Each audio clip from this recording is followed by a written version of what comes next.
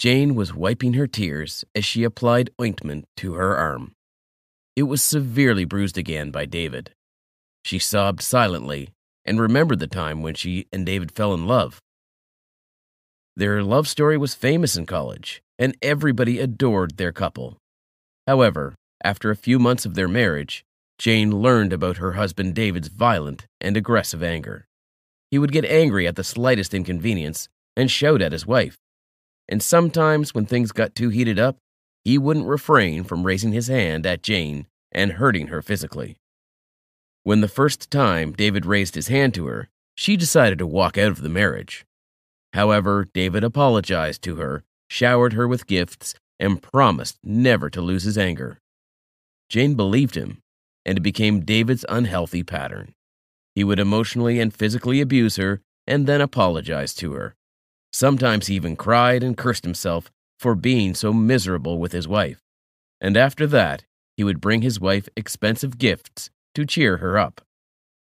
One day, Jane went to the salon for her haircut and facial. She took an Uber to go back home before David reached home.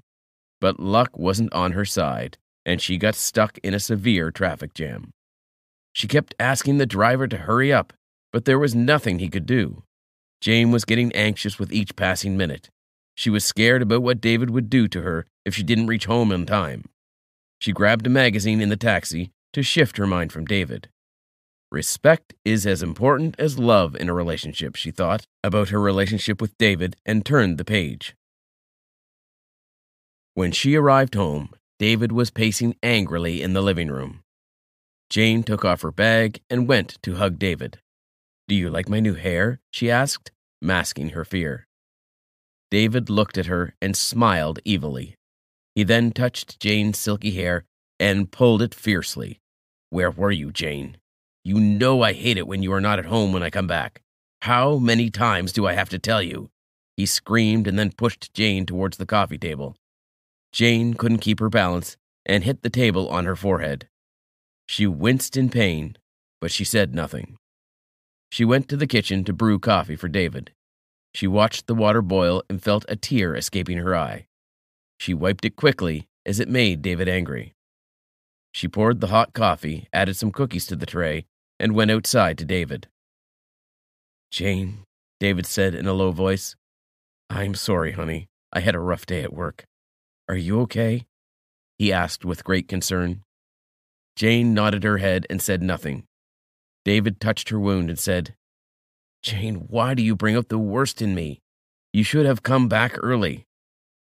You know how much I love you." Jane hated those words, but she simply smiled and nodded. David got up and brought the first aid box. He carefully put a bandage on Jane's wound and told her to rest. Jane went upstairs and locked the room. She cried profusely and hated David for always hurting her.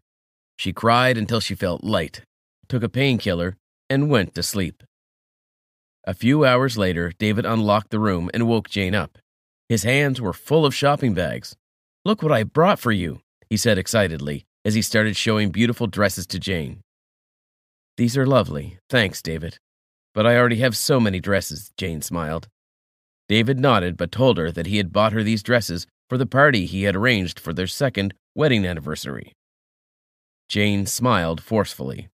She was in no mood to celebrate her painful marriage.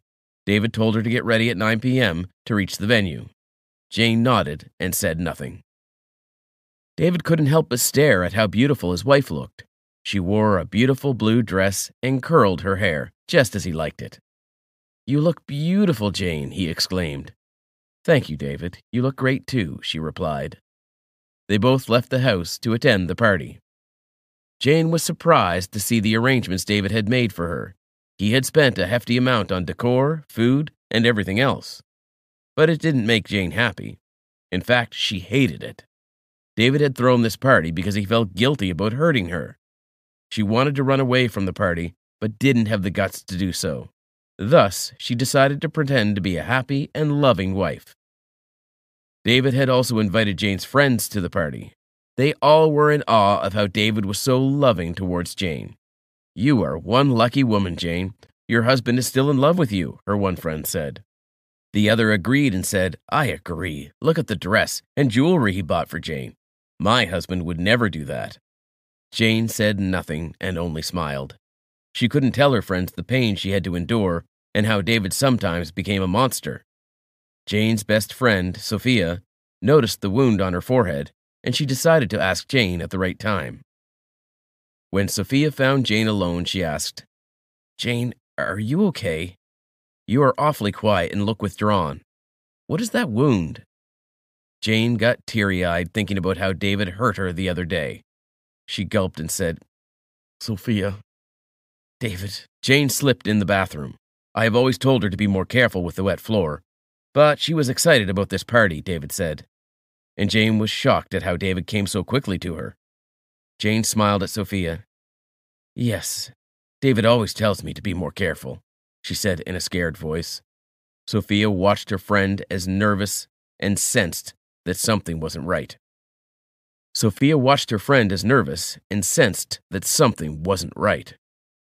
When Sophia left, David took Jane to the bathroom. "What were you telling Sophia? That I am a bad husband? That I hit you?" He hissed and grabbed Jane's arm. "No, David, I didn't tell her anything. Trust me," Jane pleaded. "Let's wait till we get home, and then I'll teach you a lesson. You are so ungrateful, Jane, after everything I do for you," David said. "David, you know how you treat me. Please don't act like you were a saint," Jane replied angrily and instantly regretted it. David became furious and clenched his fist, but he didn't do anything. He stormed out of the bathroom. Jane feared for her life. She didn't want to return home. She was scared of what David might do to her. When the party got over, David dropped Jane home and told her he would be back in an hour. She nodded and went inside the house. She grew worried with each minute about what her husband would do to her. She wanted to run far away from David so he couldn't find and hurt her. But Jane had no one in the city. Her friends thought she was in a happy marriage, and David knew their addresses. But after pacing for a few minutes, Jane ran to her bedroom. She opened her drawer and found the key she had hidden from David. It was the key to her brother's apartment.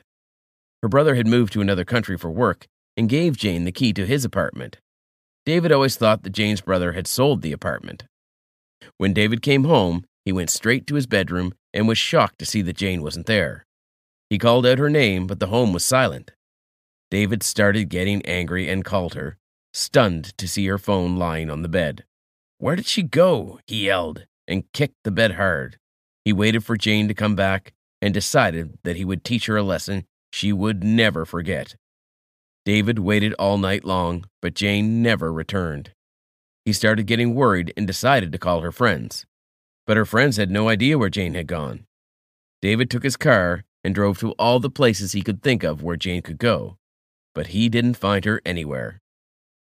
David decided to involve the police to find her wife, so he contacted his friend Anthony, who was a police inspector. The next day, Anthony and several other policemen came to his place for an investigation. They asked if he and Jane had a fight, and he lied. "I love her. We celebrated our second anniversary. I don't know where she has gone or what has happened to her." David had tears in his eyes, and the officers believed him. The officers began hunting for Jane, and David hoped they would find her soon. He missed Jane. He knew why Jane had run away, because she was afraid of what David might do to her. He promised himself that from now onwards he wouldn't get violent or angry with Jane. 2 days later, David received a call from Anthony. "We have found Jane. She is with us. Please come to the police station." David was over the moon to have his wife back. He quickly went to the police station and ran towards Jane. He scooped her up in his arms and kissed her deeply. "Are you okay, Jane?" But Jane looked terrified. "She was in the apartment on the other side of town. She wanted to take a break from you. That's why she went there." "I hope you two figure out your differences," Anthony replied. David nodded and brought Jane home. Jane cried the entire way to her home. She was scared that David would hurt her. When David pulled over his car, Jane began to tremble, and David took her hand. "Jane, please don't be afraid of me. I promise I won't hurt you," he assured her. When Jane entered the house, she sat timidly on the couch. David sat beside her. "Jane, I am sorry for whatever I did to you. From now onwards, I won't hurt you." But please promise me you won't leave me. I can't imagine my life without you," David said in a low voice. Jane decided to trust him one last time. "David, I trust you. But if you hurt me next time, I will leave you forever," Jane warned him, and he nodded. For the next few days, Jane saw an improvement in David. He was polite with her and tried hard to work on his temper. Jane was glad that she had given her marriage one more chance. She had started loving David again, and whatever he did for her. One day, Jane got a call from her friend Sophia. "Hey Jane, it's been a long time since we went out for lunch. What do you say we meet at 3 at my favorite cafe?" Sophia asked her. Jane thought for a moment and then agreed. She tried calling David to tell him about her plans with Sophia, but his line was busy. She sent him a message, wrote a note, and kept it on the coffee table. She dressed up and went to meet Sophia.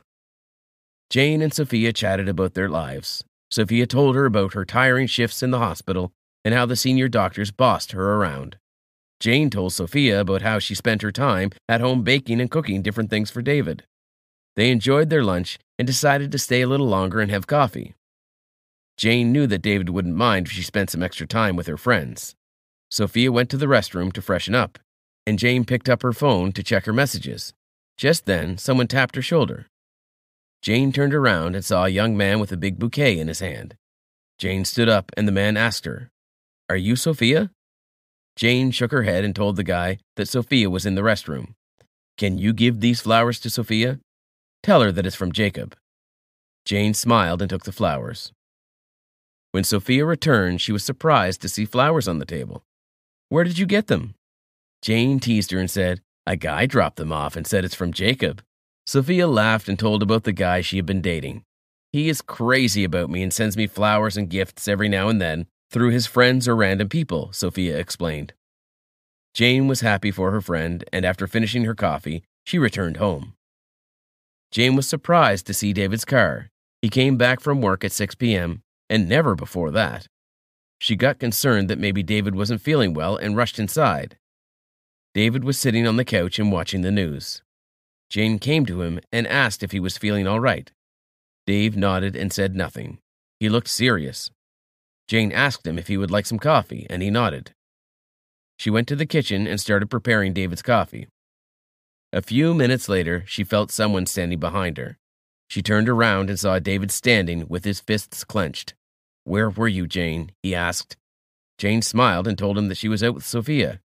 She also told him that she had called, dropped a message, and even wrote a note. David said nothing and kept staring at her. "Who gave you flowers at the cafe?" he asked angrily. Jane was dumbfounded. She had no idea that David had seen her in the cafe taking flowers from a random guy. She told him everything about the flowers. They were for Sophia from her boyfriend. But David became angrier. He grabbed Jane's face and asked her to tell the truth. Jane winced from the pain and told him she was telling the truth. "When I saw you at the cafe, Sophia wasn't there. Who were you having lunch with?" he yelled. Jane cried and told David that Sophia had gone to the restroom when the guy came. But David didn't believe her. He hit Jane hard and then dragged her to the bedroom. He yelled at Jane for being disloyal, a liar, and an ungrateful wife. Jane kept crying that she was telling the truth, but it made David furious, and he grabbed a vase and threw it at Jane. The glass vase shattered and wounded her arm. David stormed out of the house. "I am going to the cafe to find out who the guy was and how long you have been seeing him." David left and locked the bedroom so Jane couldn't go anywhere like last time. Jane cried miserably and tried opening the bedroom door. She wanted to get rid of her marriage and part ways with David, a monster who fooled everyone into believing he was a wonderful husband. She tried to escape the house, but was trapped inside her room. She sat on the bed and pressed her wound to stop the bleeding. She didn't even have her phone, so she could call someone to help her. But then she spotted David's phone on the bed. He had forgotten to take it. Jane grabbed the phone and called the person she thought could save her. David came after an hour and unlocked the door. He dragged Jane into the living room and asked her, "Who was the guy, Jane, and how long have you been cheating behind my back?" Jane told him there wasn't any guy and she wasn't cheating on him. She begged David to believe him, but instead he slapped her again. "Why are you lying to me? You know how much I hate lies," he growled and stared at his wife. "That's it, David. You are under arrest for domestic violence." David heard Anthony's voice behind him and froze. He turned around and saw Anthony standing in the kitchen with handcuffs in his hand. "I can't believe you treat your wife like this, or else I would have never told you about her whereabouts," Anthony said in a high voice. David asked him what he was doing there, and he replied, "Jane called me from your phone. She told me everything and needed help, so I decided to come to your place and witness everything before I arrest you. I am ashamed to call you my friend." Anthony arrested David and sent him to the police station. Jane was crying profusely and thanked Anthony for ending a terrible nightmare for her.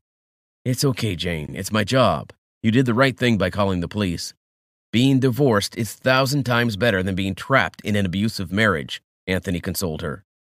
Jane needed someone at this challenging time, so she called Sophia and told her everything. She was shocked to learn that her best friend had been the victim of domestic violence. Sophia took her to the hospital and helped her with the divorce process. She even let Jane stay at her place. Staying alone at David's house made Jane anxious and brought back terrible memories. She was traumatized from being in an abusive marriage and decided to take therapy to help her move on with life. After a few months, Jane got a job and soon saved enough to rent an apartment. She was happy about how her life was coming back together. She loved David truly and tried her best to make the marriage work.